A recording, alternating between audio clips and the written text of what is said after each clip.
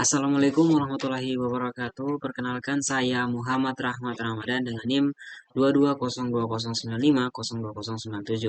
Nah, pada kesempatan di video kali ini saya akan menjelaskan mengenai beberapa kode program. Kode program di sini mengenai konstruktor, enkapsulasi, dan inheritance. Nah, pada awal video ini saya akan menjelaskan kode program mengenai konstruktor. Nah, sebelum saya masuk ke kode programnya, saya akan menjelaskan sedikit apa sih itu konstruktor. Nah, konstruktor dalam pemrograman adalah metode khusus yang digunakan untuk menginisialisasi objek dari sebuah kelas, yang dimana konstruktor ini dia memiliki nama yang sama dengan nama kelas dan tidak memiliki tipe pengembalian, void, integer, dan lain-lain. Nah, saat sebuah objek dibuat menggunakan kata kunci new, konstruktor kelas yang sesuai dipanggil secara otomatis untuk menginisialisasi objek tersebut. Nah, tujuan utamanya adalah untuk melakukan inisialisasi awal terhadap objek yang dibuat, seperti memberikan nilai awal kepada atribut-atribut objek atau melakukan operasi lain yang diperlukan saat objek baru diciptakan. Nah, langsung saja masuk ke kode programnya. Nah, konstruk. Pada kode ini terdapat kelas dengan nama nilai. Nah, kelas ini dia memiliki satu atribut, yaitu nilai akhir dengan tipe data float, yang menyimpan nilai akhir seseorang. Nah, selanjutnya terdapat satu konstruktor, yaitu ini konstruktornya. Konstruktor dengan nama sesuai dengan nama kelas, yaitu nilai float nilai akhir. Nah, nilai akhir sama dengan nilai akhir. Nah, ini digunakan untuk menginisialisasi nilai atribut nilai akhir saat objek nilai dibuat. Nah, selanjutnya ada metode penilaian, yaitu metode public string penilaian. Metode ini dia mengevaluasi nilai akhir dan mengembalikan penilaian berdasarkan rentang tertentu. Nah, dengan rentang nilai, jika nilai sama dengan atau lebih dari 80, maka nilai yang tercetak adalah A. Nah, jika nilai akhir sama dengan atau lebih dari 68, maka nilai yang tercetak adalah B. Selanjutnya, jika nilai akhir sama dengan atau lebih dari 56, maka yang tercetak adalah nilai C, dan begitu seterusnya. Dan yang lain jika nilainya misalnya lebih kurang dari itu semua, maka yang tercetak adalah nilai E. Nah, selanjutnya ada metode cetak. Nah, metode public void cetak. Nah, metode ini dia mencetak nilai yang diperoleh oleh seseorang dengan menggunakan metode penilaian yang ada di sini. Metode public string penilaian.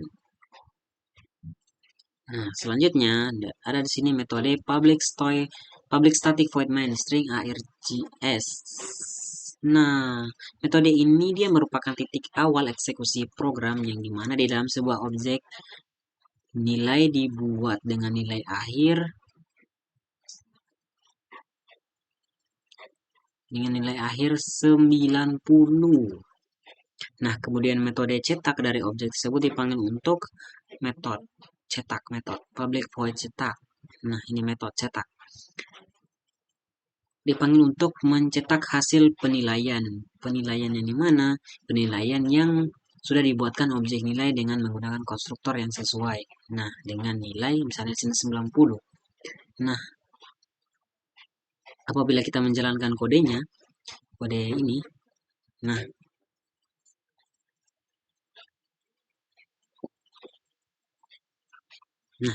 maka akan tercetak output di sini dihasilkan nilai yang diperoleh sama dengan A. Nah, dengan menjalankan program ini kita mendapatkan output yang mencetak penilaian dari nilai akhir yang telah ditentukan. Nah, misalnya contoh di sini kita masukkan misalnya 67. Bila kita run, nah nilai yang diperoleh C.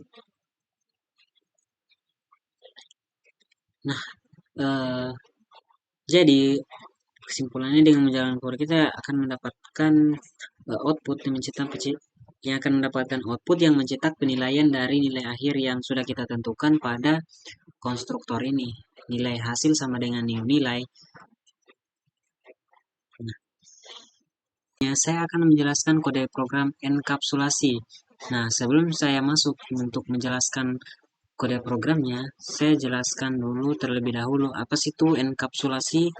Nah, enkapsulasi adalah salah satu konsep utama dalam pemrograman berorientasi objek yang mengacu pada pemukusan data bersama metode yang beroperasi pada data tersebut dan mengatur akses ke data tersebut dari luar kelas. Nah, langsung saja ke kode programnya. Nah, pada kode program ini dia ada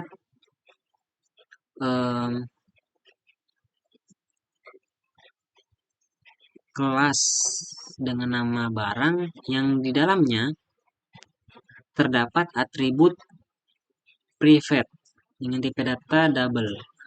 Private double harga. Nah, atribut ini dia dideklarasikan sebagai private yang berarti hanya dapat diakses secara langsung dari dalam kelas barang itu sendiri.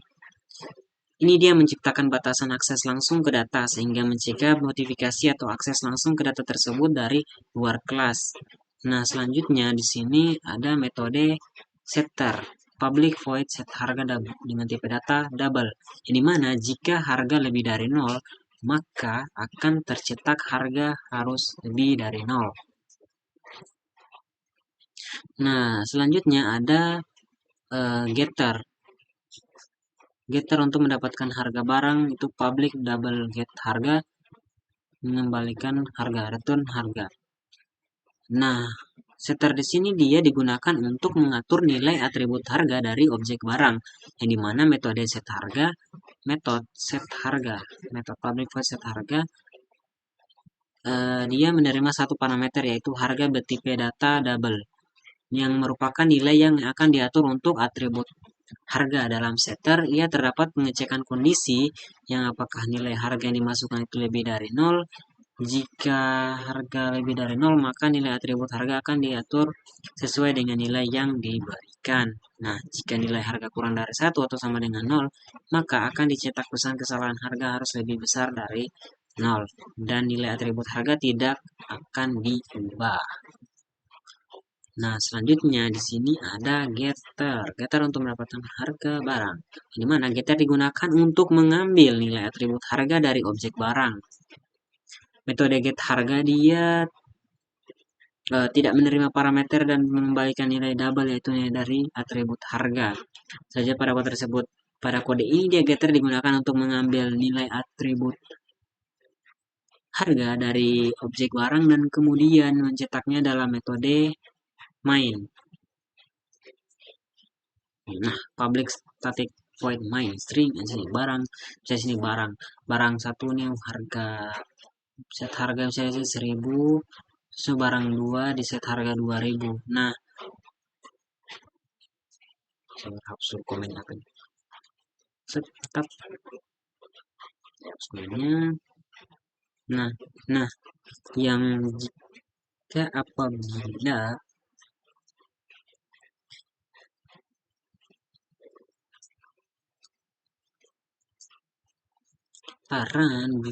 kitaran di sini dia sabar. Nah, apabila kita run kodenya, output yang akan diberikan di sini harga barang 1 itu 1000, harga barang 2 itu 2000 sesuai dengan public static void main yang tertulis di sini. Nah, dan apabila misalnya di sini misalnya barang satu sini set harganya kita masukkan 0. Masukkan 0 ya. Nah, maka di sini yang akan tercetak harga harus lebih besar dari 0. Harga harus besar dari 0. Harga 1 misalnya 0. Nah, ini dikarenakan sini tadi setter yang sudah digunakan untuk mengatur harga barang tersebut. Harga harus lebih besar dari 0. Maka akan tercetak di sini harga harus besar dari 0. Karena kenapa harga barang satu yang dimasukkan di sini dia uh, kurang kurang dari 0 ya, atau sama dengan 0 di sini. Misalnya barang satu barang dua diisi di sini. Harganya itu 0 juga misalnya. Set. Nah, apabila di run, nah maka akan tertulis harga barang. Di atas harga barang satu sini tertulis harga harus lebih besar dari 0. Di atas harga barang 2 di sini akan tertulis harga harus lebih besar dari 0. Nah, seperti itu ya. Dengan kita menggunakan enkapsulasi ini, kelas barang dia mempertahankan kontrol penuh terhadap bagaimana atribut harga diakses dan dimodifikasi. Nah, hal ini dia membantu dalam menjaga integritas data, mencegah kesalahan dan membuat kode lebih mudah dipahami dan dipelihara. Nah, untuk pembahasan mengenai kode program yang terakhir, di sini ada inheritance. Lihat, inheritance. Nah, sebelum saya masuk ke kode programnya, saya jelaskan sedikit apa itu inheritance atau pewarisan.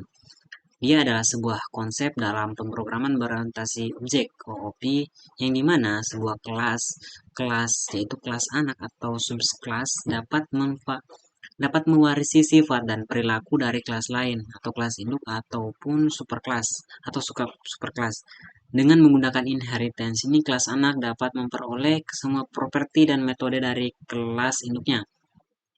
Yang dimana hal ini dia memungkinkan penggunaan kembali kode yang sudah ada dan memungkinkan untuk memperluas atau mengubah fungsionalitas kelas induk. Nah, langsung saja kita masuk ke kodenya. Nah, pada kode ini terdapat kelas induk. Terdapat kelas main, kelas dengan nama main yang dimana di sini ada kelas induk. Yaitu kelas induknya itu static kelas hewan. Kelas induk itu hewan. Nah, kelas hewan ini merupakan kelas induk yang memiliki satu metode yaitu makan, makan, void makan. Nah, selanjutnya ada kelas anak yang mewarisi dari kelas hewan. Yang sini ada kelas kelinci, extend hewan. Dan perwarisannya kelas induk. Dan dimana dia kelas kelinci ini adalah kelas yang mewarisi kelas hewan menggunakan kata kunci extends. Nah, extend digunakan untuk dia menggambarkan sebuah kelas anak yang mewarisi dari kelas hewan. Kelas hewan.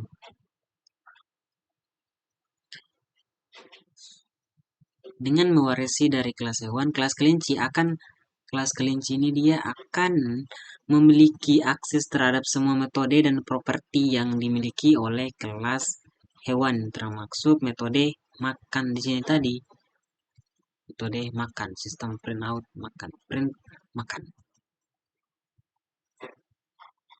Selain itu, kelas kelinci juga memiliki metode tambahan yaitu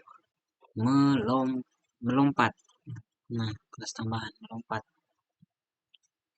Nah, menggunakan konsep pewarisan dalam metode main, public stack void main. Dia dalam metode main ini kita membuat objek dari kelas kelinci, kelinci rabbit sama dengan new kelinci. Dengan pernyataan ini tadi, membuat objek dari kelas kelinci rabbit sama dengan new kelinci. Nah, karena kelas kelinci dia mewarisi kelas hewan, maka objek rabbit ini dia memiliki akses terhadap metode makan yang didefinisikan di kelas hewan ini tadi.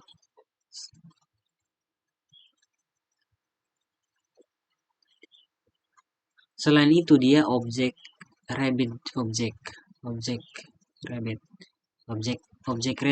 Nah, objek rabbit ini dia memiliki akses juga terhadap metode melompat yang didefinisikan di kelas kelinci. Nah, ini kelas kelinci melompat. Kelas kelinci melompat.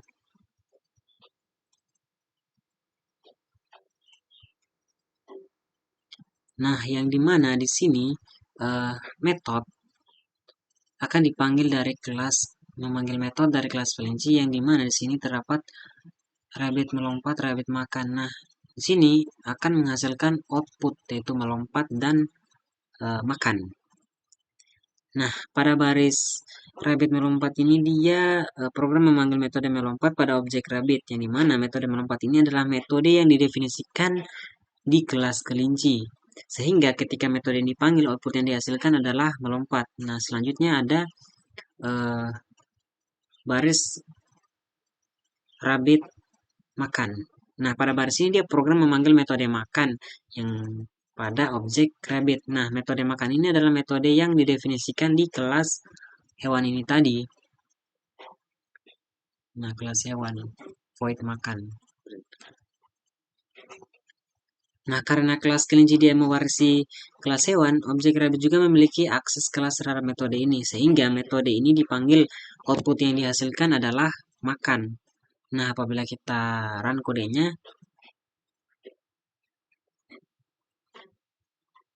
nah kalau kita run kodenya di sini akan melompat dan makan. Nah, dengan demikian, output dari kode tersebut dia menunjukkan bahwa objek rabbit yang merupakan objek dari kelas kelinci memiliki akses terhadap metode baik yang didefinisikan di kelas itu sendiri maupun yang diwarisi dari kelas induknya yaitu hewan. Nah, dengan demikian konsep pewarisan dia memungkinkan kita untuk menggunakan kembali kode yang sudah ada atau metode makan dari kelas hewan dan memperluas fungsionalitasnya dengan menambahkan metode baru seperti melompat di kelas kelinci. Nah, ini dia meningkatkan kegunaan dan fleksibilitas kode serta mempromosikan penggunaan kembali atau reuse dan pengelolaan kode yang lebih baik.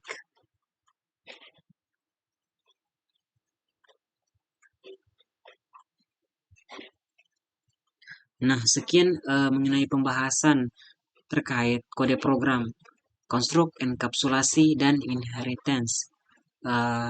Kurang lebihnya mohon dimaafkan. Saya akhiri. Billahi taufiq wal hidayah. Wassalamualaikum warahmatullahi wabarakatuh dan terima kasih.